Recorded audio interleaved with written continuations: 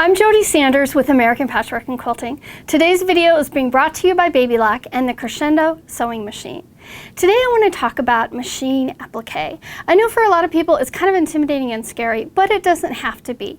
Today we're going to take a look at some things that you can do to make your machine applique easier. And one of the things that I like to do is take a scrap piece of fabric and use a fusible. And in this case, I'm using a heart as the shape because a heart is a really great one to practice on because you have an outer curve and then you have a point where you need to learn how to pivot there, come back to the outer curve, and then you've got this inner curve here, the inner part of the heart. The first part we're going to start on this heart is pivoting on outside curves.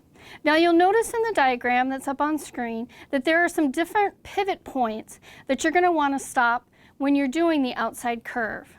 First of all, stop at that first pivot point with the needle down in the fabric, and it's going to be on the right hand swing of the needle. Raise your presser foot, pivot the fabric slightly, and then begin stitching to the next pivot point. Repeat as needed to get around the entire outer curve that you're sewing on. And remember to maintain evenness between your stitches. Pivot more often on a gentle curve than on a sharp one. So as we're getting down to the point, you can take your foot off the presser foot and hand crank it until you get it right to the point where you want it.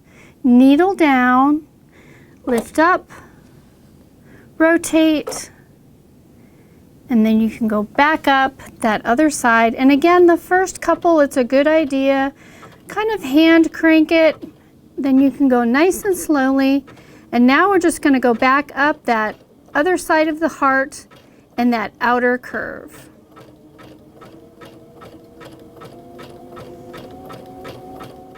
Now we're going to stop and we're going to be pivoting on the inner curve or the inside curve.